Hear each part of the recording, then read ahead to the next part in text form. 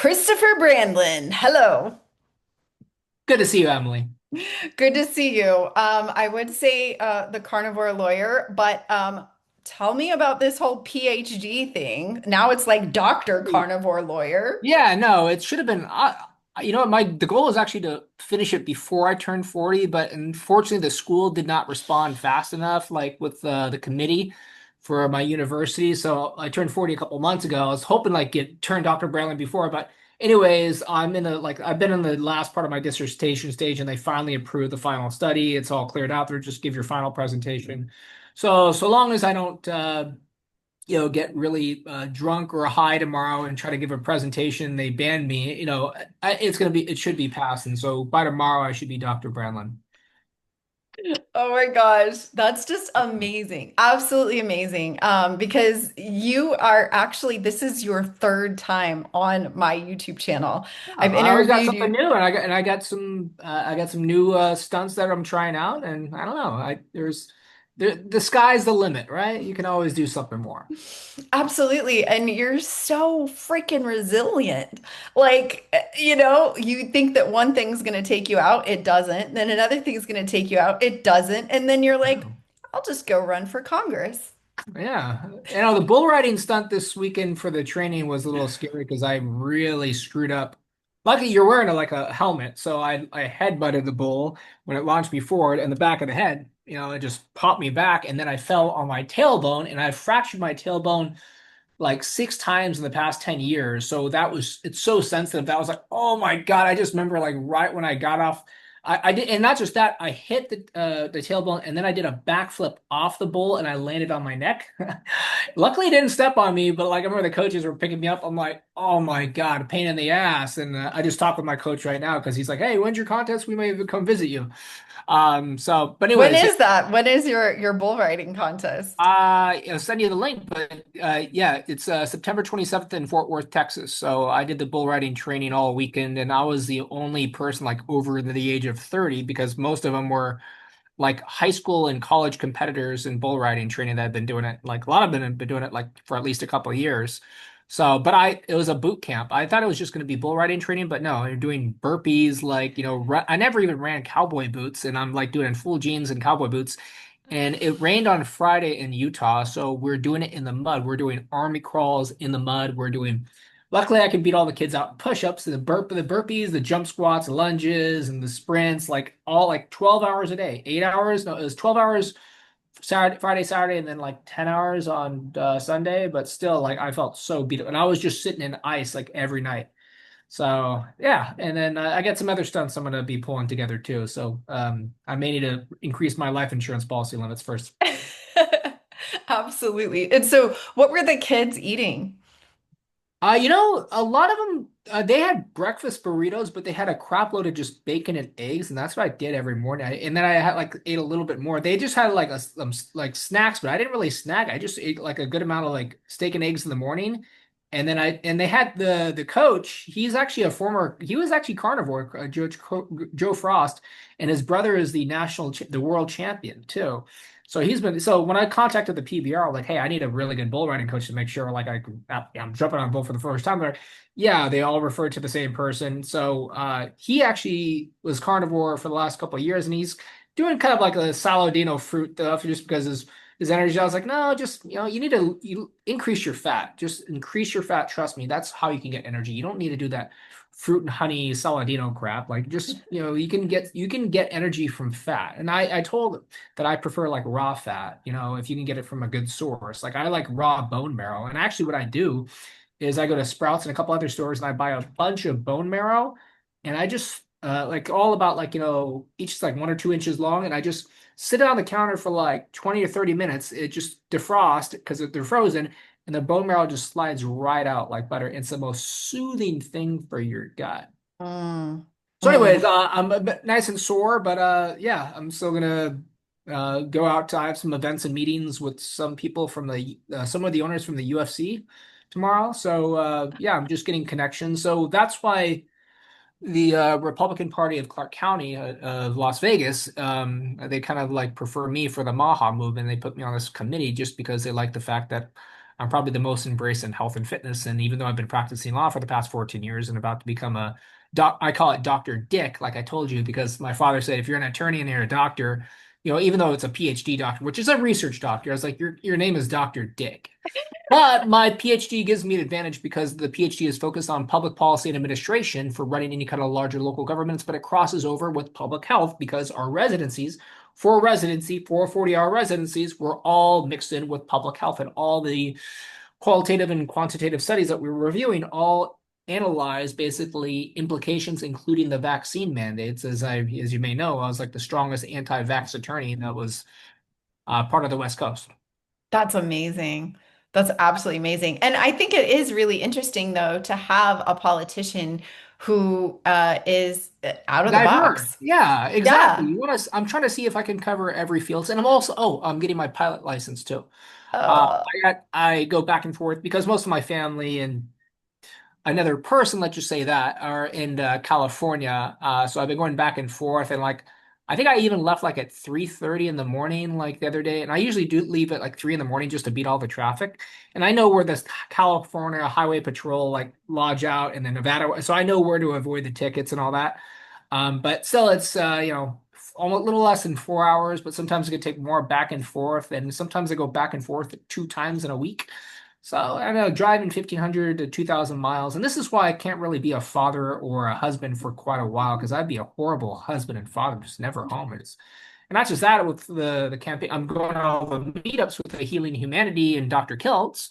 So like they got to function like every couple of weeks, and I'm flying out there. And then with the Republican GOP, I'm flying out to them meetings as well too. And now I'm getting involved with the keto community, and now I'm speaking out with all the addiction centers. I'm trying to get kids off of pain medication. They're all addicted to fentanyl, and since I have a diverse background and I've done rotations in hospitals, I think one of the few attorneys that's actually done clinical rotations in hospitals, it kind of gives me an advantage where I can speak with them.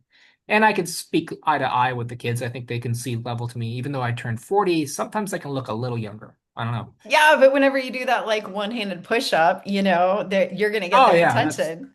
yeah, exactly, or something like that. But anyways, So, yeah, it's been fun. It's been stressful, but very fun. well, I got to meet you for the first time this year. I mean, The we've meat stock. we've we've done interviews before together, but we got to meet in person at Yeah. Meatstock 2025 in the mountains in Gatlinburg, Tennessee. Yeah. What was that like for you to be at that event? It was fun. I only went for that Saturday though, so I'm glad I was able to see you. And I remember your roommate was my stem cell carnivore doctor, Dr. Solt. Yeah, I told she's you I think I needed to see her again because I'm holding off. I was gonna get stem cells for my there she is. yeah, I was gonna get stem cells because she actually gave me stem cells, but what she did is she actually the reason why I like it is because she takes it right out of the bone marrow of my pelvis, which you get a huge needle going into your pelvis is one thing, but she actually got and she told me she's like, no, you don't have enough fat because if you want to get it from adipose, you get stem cells from two different sources, mainly if you're getting from your own person, and that's what I trust. Rather get it from me than rather some vax donor or something like that. So she said, you don't have enough because I guess when she's like, this is how we measure it. We have to check the back of your lower back, and if I'm going to pinch it, and if I can squeeze like a stick of butter, I know I have enough fat for an adipose. I can just suck out the adipose basically just from that spot, and then put it in a centrifuge and basically concentrate the stem cells. And then she's like, no, you don't have enough, so I'm gonna have to drill right into your pelvis. But she did it just felt kind of weird and uncomfortable, but she did it so smooth.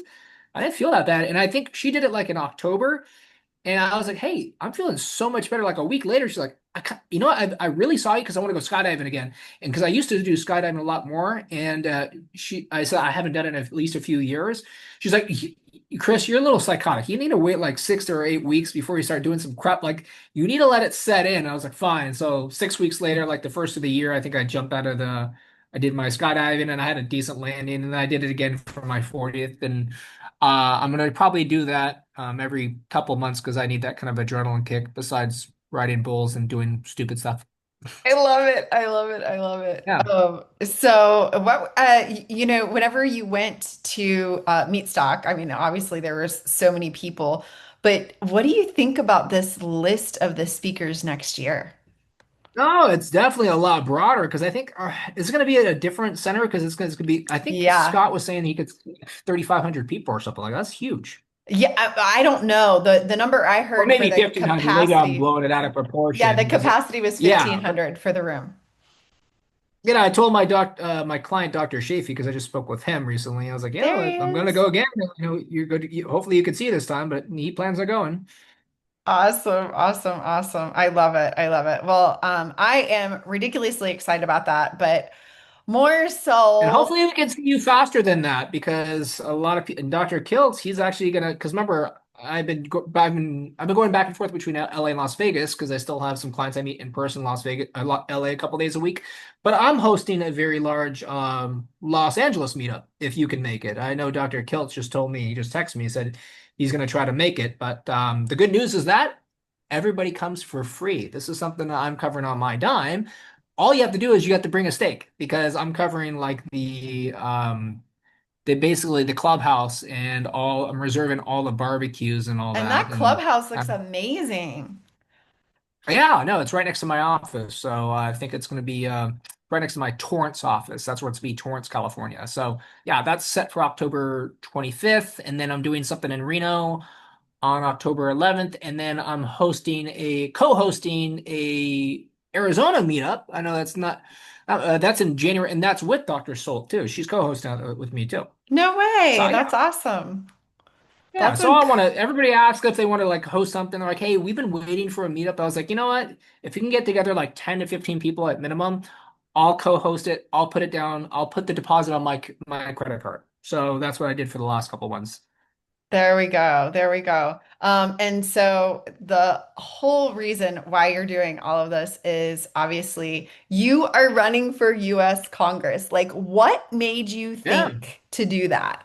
Because when you first said it to me, we were on I believe we were on a phone call and you said it, and I was just like, oh, I think You he's know gonna, what? I think this is where I had the visitation with God when I was sick from mold 2 years ago. So if yes, you remember, I reached out to you because I needed like a sanity coach because even though I healed from carnivore in like 2018 and then going forward I started getting better and better. 2023 I just got the worst mold infestation, and remember I told you like it was so inflamed that I wasn't sure if I was gonna make it because I was vomiting blood. That's how bad it got. I was so inflamed. And even though I was just eating carnivore, even when I wasn't eating, I was just constantly inflamed. Even when I tried to fast for a day, so I usually float between 140, 150.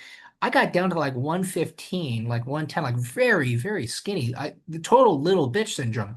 And I had to like gain all my weight afterwards. But I remember when I was very sick, I told you that I had like something, it was kind of the weirdest thing on Easter Sunday in like 2023 is that I had basically like, an out of body experience where something completely took over my body while I was completely sober on Easter Sunday for approximately like 5 to 6 minutes, and then he started giving me some signs afterwards. And then I don't know. I even though my mother told me when I was younger that I was an accident, I that actually what motivated me to be different from the rest of my family, by the way, too. I think God puts everybody on this world for a reason, so that's my blessing. So yeah, I got some symbolisms where I also had the vision because when people try to report me to the California and the Texas State Bar in 2020 and in 2021 because I spoke out against the vaccine mandates. I said, you know what? I wasn't even talking about like the blood clots and like, the liver failures. I'm like, let's talk about the ethical concerns. You're forcing, government mandated healthcare, forced vaccines on any individual or organization, or even if it's government employees or healthcare workers, it's completely contraindicated to, health freedom of our individual rights. yeah. And now we're seeing this like all this backlash. But when people try to report me to the state bar and try to remove my license because I spoke out against vaccines, which really pissed me off. And luckily, all the complaints were dismissed by the California State Bar and the Texas State Bar. But it motivated me. I was like, you know what? I was finishing up my MBA at the time because I just kept going to school after I passed the bar. Because I'm like, you know what? Fuck, I'm going to get my PhD because I looked at all the backgrounds. More than half of your presidents of the United States are attorneys. I'm not sure if you realize that. So I think it's like 28 out of the 47 presidents are attorneys. And a lot of other ones, so they have a background in law enforcement, or public policy. And most of them just have bachelor's or kind of associate degrees in public policy. And some, if you're like, AOC, you're just like a bartender that kind of somehow got in there, right? Anyway, so I was like, you know what? Screw this. Let me get my PhD in public policy because I found some options and I just wanted to have a very diverse background to be, even though I'd be one of the younger candidates, because most of them are like 50 and 60 to 60, I'm the only one that's like 40 years old that's running. I said, you know what? I think I can win this and that's where I reached out to Team Kennedy in 2024 as I was finishing up my PhD. And I said, I'd love to basically meet the team, but I'm actually considering running for Congress. But I was considering 2030, 2032, like down the road, because I was like, I'm just turning 40. I maybe want to. I'm Italian. I haven't even visited my family in Italy. I'm like I'm a disgrace. Like I haven't even been over there. I want to maybe leave or go away. Like I haven't settled down. I've been in school like for like even after I passed the bar exam, like you go from college to law school, then bar exam, and then you get your dietetics degree, and then you do your AS, your national exam. Then I became a real estate broker, and then I got my MBA, and now I'm getting my PhD, and then I got multiple licenses. I'm like, I need to take a fucking break and then just like chill. Yeah. Like, my God, like I I don't made think you can take a break. no, it's a mental defect. I never feel satisfied if I feel lazy. So, anyways, I was like, hey, down the road. So I kind of like, but I want to like keep with you guys and like, I want to kind of like, prep this. And they're like, no. They looked at my CV and they did like a Zoom interview. Like, you should run 2026, the midterms. Like, this is a perfect advantage. And you spend half your time in Las Vegas, and you would be a perfect candidate to beat out the current congressperson.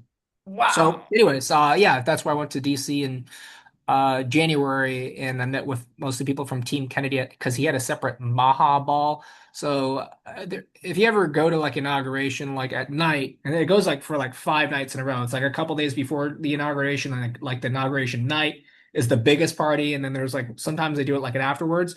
But there's all these different inaugural balls. But Bobby Kennedy and Trump had two separate balls. I think Trump was at the Sky Room, like 1 or 2 miles away, and I stayed close to the White House. Very expensive to stay closer there. But I went to the Maha Ball, and that's where I met with Congressman Tom Massey because I liked how he was like one of the few Congress people that actually speaks out for saving the farmers. Rob Schneider was there, Russell Brand, and but I got to meet the team, and that's where I kind of scheduled out. So right afterwards, I just made my commitment. So yeah, it's fun. That's incredible. And I got to meet your what was your campaign Manager, manager. yeah, She Rhonda, was yeah. so nice. Yeah, no, she's wonderful. She's got a crazy schedule. She's traveling back and forth around too, and her husband Dana is the former congressman of California too. So, and he's kind of given me an endorsement, and he is actually the youngest speechwriter for Ronald Reagan in the '80s too. So, I have a lot of background. No way. That's Even though I was amazing. born during Reagan's era, I don't know. The more and more I watch his videos, I'm like, him and Trump. Whether you like Trump or not, I like their political humor. It's like the best. They're like really savvy. And if you watch some of Ronald Reagan's videos, that's something I really like. So yes, but now I'm getting a bunch of threats back and forth. I was always told that if you get a lot of supporters, expect a lot of haters at the same time, especially if you touch delicate, very touchy subjects, such as like one of the things I speak out against is gender affirming hormonal therapy. I don't like the fact they're giving it to a lot of younger kids because I have nieces and nephews, and when I found out that they're trying to take my nephews to drag shows in Los Angeles County, I was one of the only guys that spoke out against the LA Unified School District, and they're not even telling the parents about this. I'm like, this is some very ethical concerns. And now we're seeing a lot of these children. And as a research doctor, that you're basically spending all your time on like research. You're looking at the studies, you're looking at the policies getting implemented, and you look at the studies behind it. And I'm like, how is you have states like Minnesota and a few others that are doing gender affirming hormonal therapy on kids as early as 12 years old without the parents' consent. So they're giving them basically anti um, testosterone medication and estrogens to basically to reduce the testosterone. But if you do that to a young boy, you don't realize you're not only going to screw them up mentally, you're going to screw them up physically. You're going to have the suffering from osteoporosis. And you're Ooh. like twice as prone to heart failure as you grow up.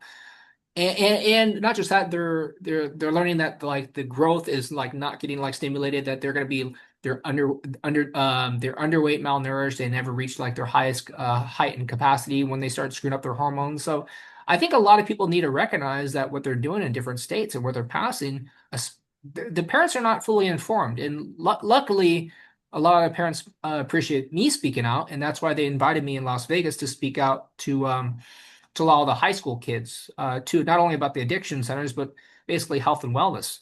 I'm trying to focus on getting our kids out in the playgrounds anymore because, as you may notice, Emily, a lot of the kids nowadays they're spending all their times indoors, Yeah. and I, again on the same party, but against the primary. I'm going against another candidate who's got a lot of money because he's been in video games his entire industry. I'm like, and that's all he's focused. Like, no, we want to basically embrace video games, technology for the kids. I'm like, you are essentially making our future generation much sicker. And Mm. someone try to say, oh, it's actually good for health. It's good for Maha. I'm like, video games good for Maha? It just seems like some people have their heads so far up their asses. And fortunately, this guy is one on the same Maha. He's trying to defend video games for like basically for improving the health of the nation. It just made no absolute sense. I'm like, if anything, you're actually exposing them to more pedophiles because most of the pedophiles, Yeah. and the research has proven it, and all the criminal statistics prove that a lot of these pedophiles that are preying on younger children, they're actually in the video game industry.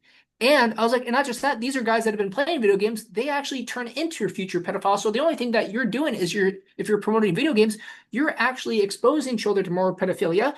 You're screwing up their physical health because the obesity has been driving through the roof whenever you keep them indoors all day. They're not getting any vitamin D, and they're probably going to be future pedophiles if they don't get attacked by one right now. Yeah. Yeah. Absolutely. Seems Absolutely. far-fetched, but yes, the main focus is the Maha movement. But yeah, it's just that's why I try to tell people I'm more bipartisan in that respect because everyone's like, oh, he's MAGA, he's a Republican, he's far right. I'm like, no, I still believe on certain policies. I do want to make America great again. I think we could all imagine that. I'd like to meet affordable again too, and I actually have some good tactics for doing that too because I conversed with a lot of different farmers. Many of them were actually at the Maha ball too.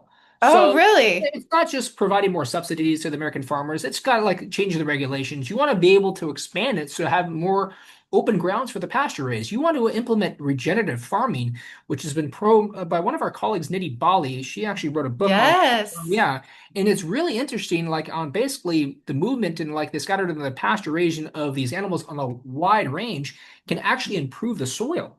People Hmm. don't realize oh, cow farts are killing us. It's a complete bullcrap. You're seeing so many myths, and now we're finally dispelling the myths. And that's why I think Bobby Kennedy is doing some great work, but he's getting some of the basics right now. But I think we need someone to get in Congress a little bit more tenacity and start smacking some people around to set them straight. Yeah, absolutely. And Needy Bali, she wrote the book Farm to Fork Meat I Riot. have that. I have it in my office. I got a And complete collection. I and threw out all my sh law books, and I was like, I'll save my law books electronically, and I have a nice little collection off to the side. yeah, and she works closely, or she has worked closely before with Joel Salatin. Okay, cool. And Joel Salatin is, the most famous farmer in America. And that's what he did on his farm is he actually made his farm make money Yeah. instead of it, sucking, and barely making a living. Yeah. And there's so much to be said for regenerating And the they are land. struggling right now, which is a huge concern. And that is why it's very difficult to completely reduce the meat prices. We saw eggs drop, it was skyrocketing. But I spoke to a lot of farmers, and like one of the other reasons is that it's becoming like very difficult to afford and obtain a lot of farmland because there's kind of like an agricultural monopoly going on where a lot of these outside investors or just large investors within the US, but most of them are actually foreign, are purchasing a lot of farmland, and it's making it unbearable for a lot of hardworking American citizens and farmers to afford farmland because it's getting bought out by BlackRock, a couple other entities. Bill Gates is, reserving a lot for his lab-grown meat factories so he can make sure that every man in the world has soy boobs just like him, so they want to see bras. I call him bitch tits. That's my nickname for him. But then we have foreign entities such as Russia and China that's buying out farmland too, and a lot of people don't recognize this. And that's why I agree with like JD Vance's statements, like they should not own a single blade of grass. That's what he said. And this is something people need to recognize is when they're like, oh, they complain. Not every carnivore is going to be far right, even though the majority have been proven to be more Republican. Because did you know a vegan is 3 times more likely to be a Democrat than a Republican? And the studies actually prove this. It's No. you don't actually have to try that hard to believe it. It's kind of obvious, right? Too all the blue-haired liberals are you can see they're the ones that are vegans. But anyways, but you can recognize that a lot of people need to focus on, they're like, yeah, I'm a carnivore, but I'm not a Republican, and I don't like Chris Brown because he's a Republican, and they make a really blanket statement. I was like, you know what? First of all, health should be bipartisan. That should be a topic where both of the parties should cooperate and reach a compromise to for the improve the health of the American people because your focus is not on yourself and your own values. Your focus is on the American people, and you'll know what is best for the American people. So health is, should always be a bipartisan topic. And secondly, is that if you're complaining about the inflation, and even though the tariffs only hit certain things to basically make those expensive for people that are getting a lot of their products from outside sources. If they're getting all their stuff from China, yeah, it's going to be more expensive. But do you really want to get all your products from China, from sweatshops 24/7? But also, it's like you're complaining about prices of meat. If you actually take an initiative and focus on putting our tax dollars where it should be to subsidies for American farmers and allowing them more regulations and allowing them to basically have the first right of refusal on farmland compared to giving away to Bill Gates or BlackRock or China or Russia, you can actually make the meat prices a lot more affordable. I spoke with Mm, Tom Massey about this because we had a different meeting. He actually came to California and we spoke about this too, about like different tactics. Yeah, there's a lot of things you can do besides just giving money to farmers. You gotta change the regulations, and I think I have a better advantage to do that than compared to a lot of other candidates. that's So, amazing. so even if you don't want to say make America great again, hopefully you should say make America healthy again. Because I was told that some people didn't want to go to meat stock because they're doing make America meaty again, and it sounds like make America great again, and they don't like anything to do with make America healthy again. I'm like, it's just bemusing. But anyways, I'm like, hey, how would you like to make meat affordable again? That would be great, right? Yeah. And this way you don't have to get like the cheapest like conventional ground beef and like, old eggs or something like that and just kind of relying on that. I was like, no, I would like a ribeye to cost a dime. That would be awesome, wouldn't that? No. Oh, that'd be I'm incredible. not sure how it is out in Missouri, Emily, but in California, Vegas is actually cheaper, but California, the average ribeye, even if it's conventional, like not grass-fed, it's usually a minimum of like 24, $25 a pound. It's very expensive. And Las Vegas is cheaper, and Texas is a lot cheaper because I go back and forth to Texas because I'm licensed in Texas. But yeah, that's something I really noticed that it has not gone down. And what you could do, and I'm sure you probably did it if you have a meat freezer, is you could just buy whole cows, basically, right? The most I bought at a time was half a cow. Yeah, TD from the Texas Boys, he had a podcast and he's on X mainly. He's another farmer, but he has his own farm where he sells like whole cows for really affordable. He doesn't even want to do it to make money. He just wants to make meat affordable for all the people in Texas. And he's Mm, actually gonna watch me at the rodeo next month too. So we just did a podcast a couple months ago, but he was just telling us like, hey, you know what? The best thing you can do, get a 7 cubic foot like meat freezer. We'll chop up the legs for you, all that. We'll skin and all that. You gotta just trim it yourself. But just put that, and that's gonna get closer to like a couple bucks a pound when you think about it. Compared to like, you could actually cut the ribeye off of it, but the whole thing would be a couple bucks a pound if you actually really did the math. Or just raise your own cow, like some of my friends do in Arizona, and just chop it off. that's So amazing. Yeah. And then you use your deep freeze for your cold ice plunges, bath. yeah. Yeah, and I can always just drain it out and stick that. And actually, you know what I did during law school? What? So most of my protein was just chicken and fish because it was cheaper, but I would still eat steaks when I was competing for all natural bodybuilding.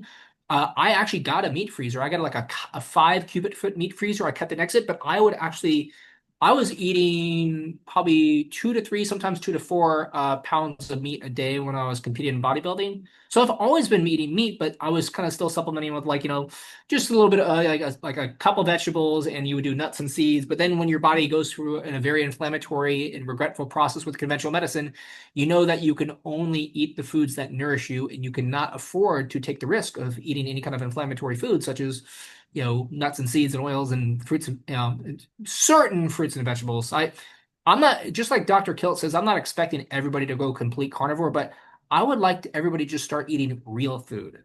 Like, Yeah. that's something like that's why I really get along with a lot of people in the keto community because at least they know which vegetables are going to have the most lectins and phytic acid and a lot of like dangerous kind of like, goitrogens and everything else like that. The vegetables are not so inflammatory. They can, in certain plants can be used as medicine. And I think there's a few people that focus on that. Meats for nourishment, a couple times if you want, if you have a bad kind of infection, take a little bit of oregano oil. Or if you have some, I prefer tallow on my skin, but some people like aloe vera. There's some options too. Yeah, absolutely. So I want to show everybody this. What, because I have no idea. Like, I have no clue what it means to actually like run for Congress. What Death is it? wish. That's what it is. I hope not. Oh, it's We fine. already went through that whenever I know you. I get my hate mail occasionally, but I just got used to it. It's all right. So what can people do to support you? You were talking about the meetups. I see you've got the LA Yeah, meetup here. that's why if you saw me, I'm not sure if you saw the videos of me going to the last like 7 or 8 Healing Humanity events and Dr. Kills events. I don't go up there and just start asking for money. I'm like, just get involved and just attend the meetups and like towards, later on as we go, as we move closer to the primary, yes, it would be appreciative donations. But I think one thing that separates me from the rest of the candidates is a lot of these candidates are sucking up to big corporations and big pharmaceutical companies because even on my own site, and I just did a reel on this today. You could probably check it out on Instagram or Facebook or X. Is that it's not only the Democrats getting a lot of funds from pharmaceutical companies. I think it was like the last couple of years ago, it was 24 million went to the Democrats, but there's still 16 million. In other words, there's a lot of candidates. They get a lot of their donations funding. They suck up to certain corporations. But in my eyes, I think that's the most unethical thing you can do because when you suck up to a big corporation for a donation to your campaign, they will have control and influence over your policies, which are going to be completely benefiting them, and it's not going to be benefiting the American people. I would prefer to get $5 to $10 a piece from, 50,000 people rather than sucking up to like five major corporations that can write me checks for 30, 20 or 30 grand. Yeah. And the good news about this new kind of the midterms is that a lot of people are waking up and they're realizing that they're not going to rely on the people that have the most money. They're going to rely on someone that's actually doing the more grassroots approach. What I'm doing is I'm actually going physically every community and working with the senior centers. I'm working with the Women's Republican Club. I'm working with all the kids because if you saw, I'm actually keeping up with all the high school kids with push-ups and I'm actually doing push-up challenges with them too. And I'm doing wrestling with them and I'm doing bull riding with them. So I have that kind of connection and I'm connected with the Air Force. But a lot of people, they're just like, oh, this guy's got the most money. He's probably going to win. I'm like, no, it's not going to play that play. You actually want to have someone that's physically going there and not just that's actually doing the walk, not just the talk. Yeah, yeah. I'm sure that makes a huge difference. And I think it's really important to, meet people on their level. I mean, some of these congressmen and everything, they're just like almost a myth. Like it's just like this. Not just that, they push a lot of people off to the side if they're not on their campaign team or if they don't have money. And it's just like what I don't like about my own profession as attorneys. Attorneys are just like doctors in a sense is that they treat their patients or their clients like barcodes. And I find that to be very disrespectful. And I actually said this in front of the judge that I don't respect a lot of people um for my industry. And I even told the judge last week and she wanted to sanction me. She's like, well, you should give respect to your opposing counsel for giving advance notice because he's working on this case with you. I was like, it's really hard to respect people in my own industry for a lot of different reasons. I have a lot more respect for the health and fitness industry than any other attorney or judge. And I told that straight to the judge. How do you think she liked that? All right, I'm not really afraid of what I say now, so I think we need someone a little bit more unfiltered. That's awesome. And then you have here volunteer, where people Yeah, can actually host their own event for you. Yeah, that's where they reach out to me and I get separate emails. So I think this one goes to like chrisbrandlin@gmail.com and I have one that's a chris@chrisbrandlin.com. They all kind of get forwarded to the same kind of Gmails over there. And I have my law. And then some people, unfortunately, even the people that I don't want to be contacting me, my haters and my threats, they can find me anywhere they can. So people can find my law firm website, brandlinlaw.com, and they can contact me there as well. So yeah, I'm always pretty responsive. And if I go to a lot of these events, I personally give my cell phone number to a lot of people, but I'd rather just do it physically at the event than kind of post it online because I guess someone kind of spread my cell phone online somehow. What's weird is when I started getting threats for speaking against transgender affirmable, therapy, like for kids, getting kids off of hormonal medications, I get a lot of threats for that. It just I'm like, I'm not sure why they were sticking up for that. I'm like, I'm not really trying to bash one specific kind of like group. I'm just saying you should not be doing this to your children at a very young age. This is their developmental stage. This is the most important part of their life is when they're, 11, 12, 13 years old and when they're moving into their teenage years, because that's going to be developing them when they become an adult. It's the most important time that you should not interrupt that natural development. But some people started making some calls and emails, and then I got some random letters unsigned. And they started making some emails like Chris Brandlin is a dick at AOL.com. Oh my So that guy must have gosh. been from the 90s because I haven't seen AOL since like the 90s. I was like, oh my God, the guy like really made a freaking like like a username like that. I was like, they're going to, and not just that, one of them blindly got my mother's number and gave her a call. And my mother is like a saint. She's like the only one that's from our family that's going straight to heaven. I'm probably going to spend some time in purgatory just for, fooling around a little bit too much in college. And I always told my father he hates us, and so does my uncles because attorneys and judges. I'm like, all attorneys, most of them are going to burn in hell. I'm just trying to get less time in purgatory, and that's why I'm coming back to the health industry. That's great. That's great. You're trying to like balance the scales. Yeah, I mean, yeah, I think that God's calling 2 years ago was a kind of a calling for me to come back to the health industry too. I mean, and I think it was a wake up call just when I finally found the carnivore diet in 2018, when I went over to Budapest, Hungary to treat with Dr. Sophia Clemens, I'm like, this is a wake up call. Like I was kind of leading away from health and fitness, and all of a sudden, like I get like a revelation. I saved my body, and I was like at one of my worst times after I had my intestines cut open multiple times, even while I was awake. Like it's a good wake up call. Like you need to put yourself in priorities and practicing law and dealing with a lot of problematic people that for a living and people that threaten you for a living is probably not going to be the best. I'd rather just do something to improve the health of the American people. And that's, yeah. Oh yeah, you got the God's guns and meat. I got to start. I actually bought like a couple $1,000 of them. I just handed all of out away. And I think I gave them out in like, what was I? We were in Ohio for Eddie's thing and then we're in Boston. So, but yeah, we just started that line on there too. So if you want to get some merchandise, a lot of people do like the God, guns, and meat, and I think you have a special treat coming your way too. I can't wait. I can't wait. I'm Should get glad by you're next week. awesome. No, and I think that's important because this is a way that people can support you as well. To just show that there's Yeah, and actually, is a small portion does go to the campaign, but it's still like what your $24 shirt. So it's not like asking for a lot, but yeah, there's a lot no. of things I have, and I probably have to constantly update the website, especially if once I become Dr. Dick tomorrow, I'll probably update that as well. I think I have to update PPC. Stop. You cannot call yourself Dr. Dick. I will not Oh, it's allow it. it's kind of You it's kind of funny because I have a lot of people when I'm very blunt as you kind of recognize, and I have my offensive humor may push the envelope a little bit too far for some people, and they always call me a dick. I'm like, hey, but as you know, Emily, I always try to help out other people. I'm more than fair, but if something is not right, I tell it exactly like it is. I tell people what they need to hear, not what they want to hear sometimes, and a lot of people can't handle that. So when they call me the dick, the dick attorney or the Italian dick, I was like, hey, it's Dr. Dick to you. Just that's the only thing I'm going to change. There we go. And I love these videos where you're showing that you have the health, like you really can do it. And I was at Meat Stock and you stood there and you did a one-handed push-up just like this video right here. Oh yeah, you get used to it. I got some more stunts coming on. I think the hardest one is I did handstand push-ups on basketballs. I think that's it. Oh yeah, it's right over there. And I was like that because when I tried to record it the first time, I fell and I almost broke my neck because I landed right on my shoulder bone. I just couldn't move my neck for like 10 minutes. I was like, all right, I'm better. Let's start the video again. Let's try this again. Oh I didn't my, show that part, but yeah.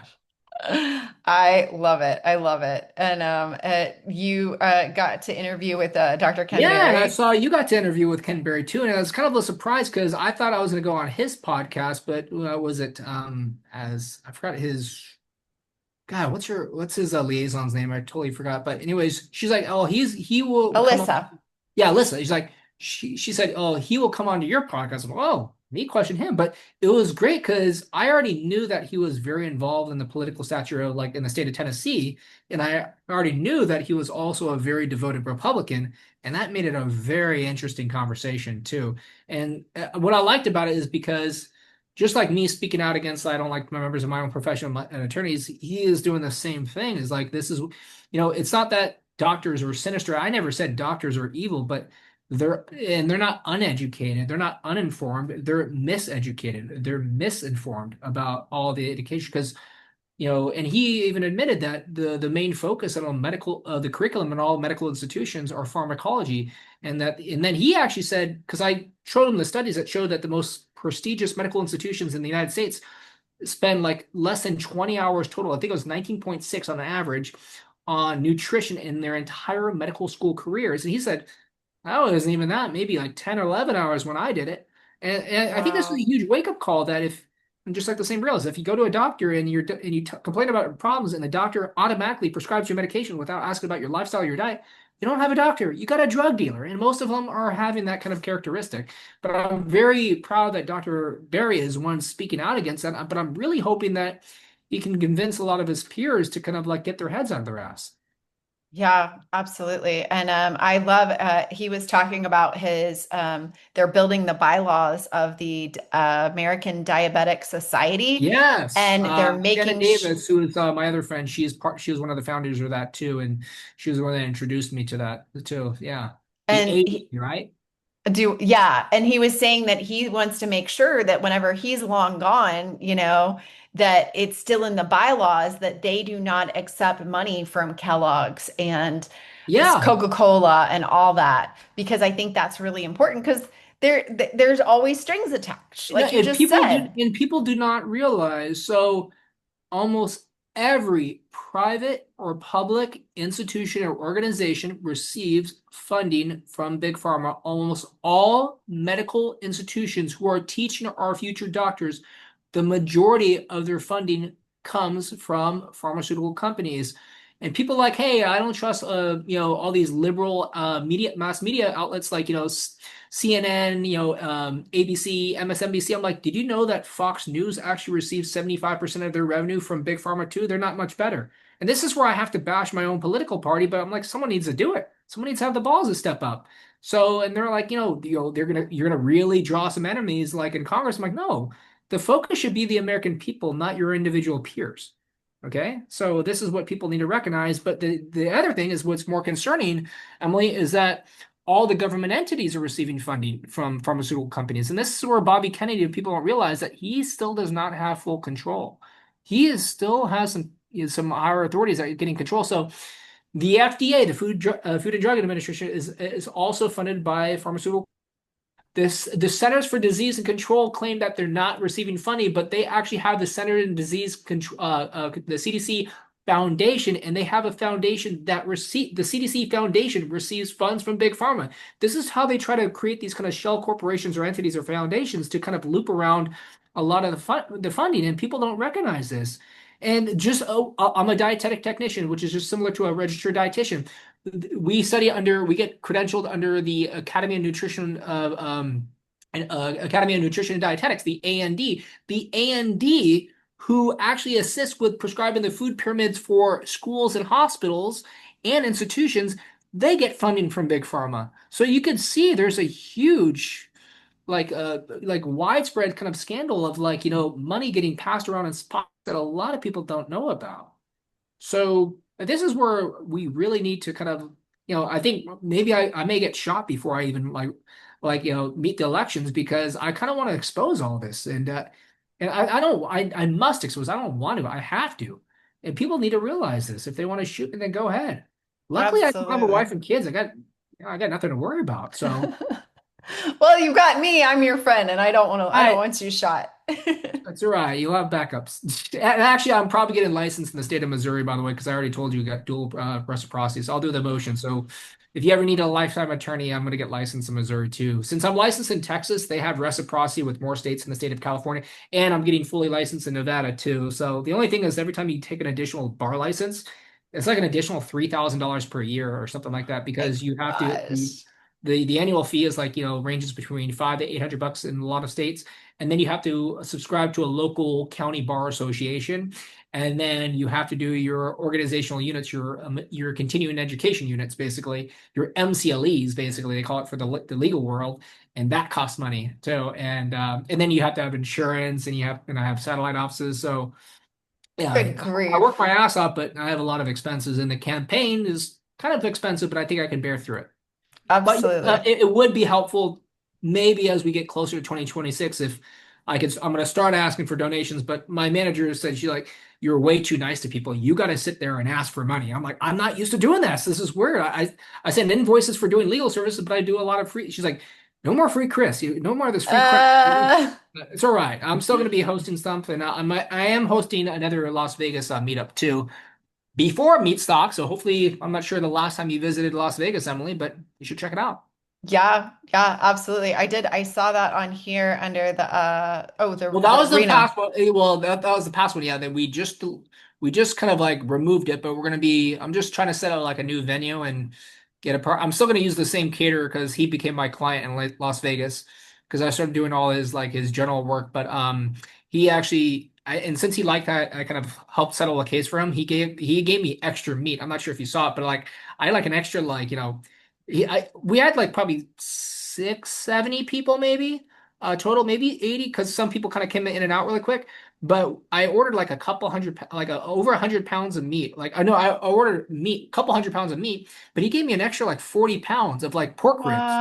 Wow. So my dog and I were eating pork ribs for a couple of weeks after that. It was great. I love it. I love it. And I love it, that you got to speak at the Meat Stock, 2025, and you're going to get to speak on stage 2026 because I think Yeah. that so many people need to hear about this and what you're saying.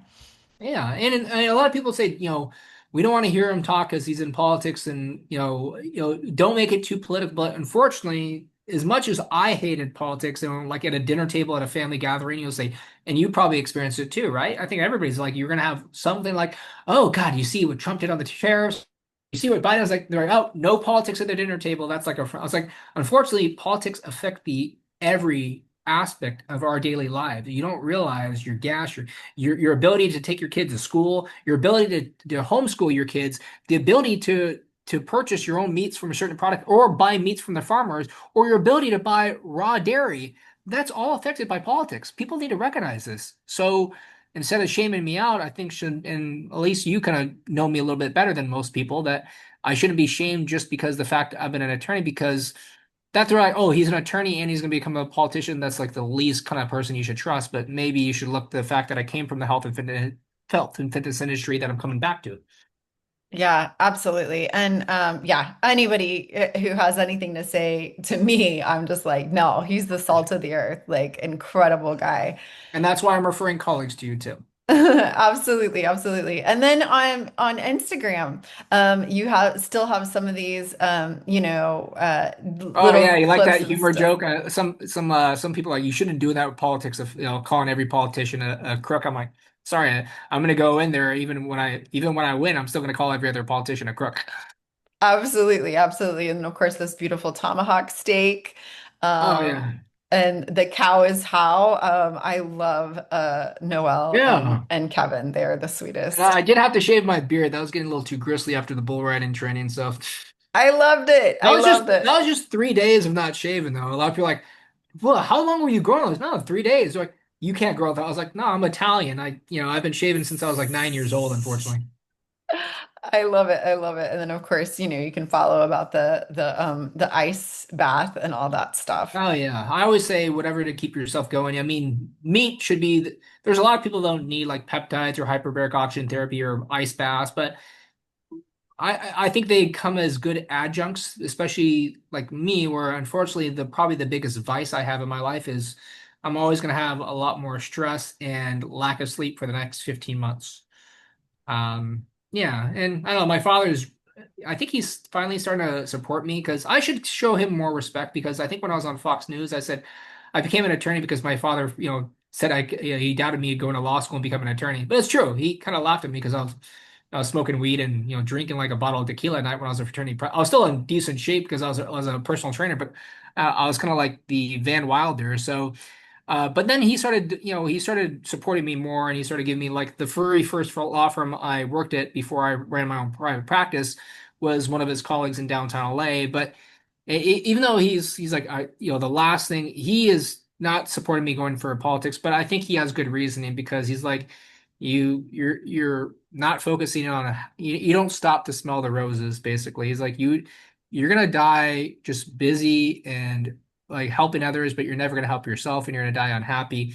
You should settle down with the wife and kids, which I've been asking to do. And he knows I've had some random relationships. He's like, but no, you're so unsteady that you travel too much and you're doing too much work that, you're not gonna die happy. I was like, but I think I need to take that sacrifice for at least the next couple of years, though. So I think it's God's calling for me to take a sacrifice for my sleep and sanity, and I can't I can't have a normal relationship, so I don't think I think I should forego it. I even tried something earlier this year, it completely fell apart when I was traveling too much. So I think I can hold off in a couple of years. Absolutely. Well, it will now be my mission anytime I'm at an event with you that I take you outside and we go and we smell the roses. And Okay, we take our shoes off and we just ground and we just connect with the earth. it's kind of like we're taking mushrooms, right? No. Yeah, there we go. There we Yeah, go. by the way, and I always admit that I actually have a very clean past. If you look at my background, I think you're probably just going to see a bunch of speeding tickets. But the one thing I will admit is I partied in college, but I stuck with the basics. It was just a lot of weed and alcohol. I used to make protein marijuana brownies, by the way. I made low carb bread brownies. But I we did mushrooms twice a year. But psilocybin actually has some cognitive benefits. I'm not sure if you know that. Psilocybin Mhm. is like the extract from you get from psychedelic mushrooms. It's actually been shown to not only help with PTSD, but actually helping in slow doses, microdosing. That's why they have microdosing mushrooms. You can actually improve your memory. Pretty crazy stuff.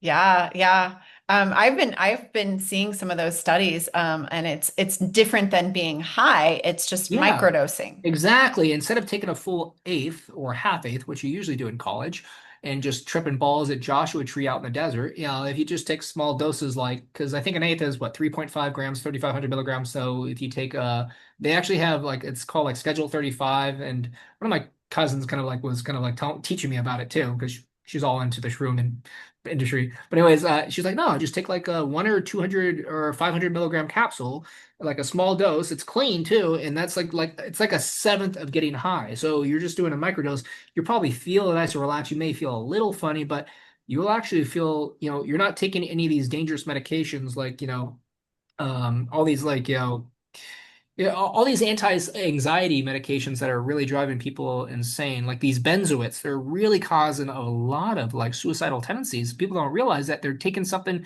to calm them down. The next thing you know, they're actually committing suicide because they have an unstable mind. And so that's something that's like permanently affecting your cognitive function. And Yeah, that's get a little, crazy.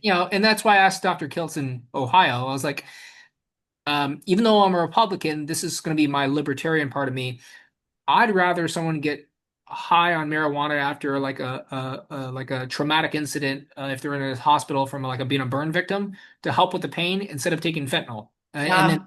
but one thing I'll have to disagree with. He's like, "No, I think they're both poison." I'm like, but he would not agree to say that marijuana, like just a puff of weed or like something that is safer than taking some very dangerous pain medication that is proven to be deadly for most of the population, because we have a huge fentanyl problem, and I'm sure you probably recognize that as well. I'd Oh rather yeah. just smoke a joint, and yeah. Absolutely, absolutely. Yeah, in Missouri, there's definitely a huge meth and fentanyl. So It's just, yeah, it's wreaking havoc on some of the like lower, like the poverty areas and stuff. But Chris, thank you so much for this time. Thank you so much for being one of our leaders that's going to go and do the big scary things. I know that you are an adrenaline junkie and you love it, but I also know that you're doing this to serve. And I really, really appreciate that. And I know from behind closed doors what a good heart you have. And so, what would you say to anybody who's watching this that is just like, I don't get involved in politics, but I like this guy. How could I help? What would you say that they I could always do? invite everybody, if they have a reasonable disagreement, let's have a cordial and productive like conversation to see where you're missing. And just like I stated earlier, even though we do not want to get involved in politics, we want to leave it out. We just want to eat meat and do our grounding and love the world. Unfortunately, politics is going to affect your everyday lives, and more importantly, if you just want to live a happy and free life right now and make everything easy for you, it may be easy for you, but it's going to be harder on your children as they grow up. So I think the children should be the most focused, and that's going to be one of my primary focuses for the campaign. Is not only do I want to make America great and healthy again for the American people, I want to have a brighter future for our kids. Absolutely, absolutely. Well, thank you so much for your service and thank you so much for your time and thank you so much for your friendship. It's always a pleasure, and thank you for having me on. Absolutely. Talk to you later.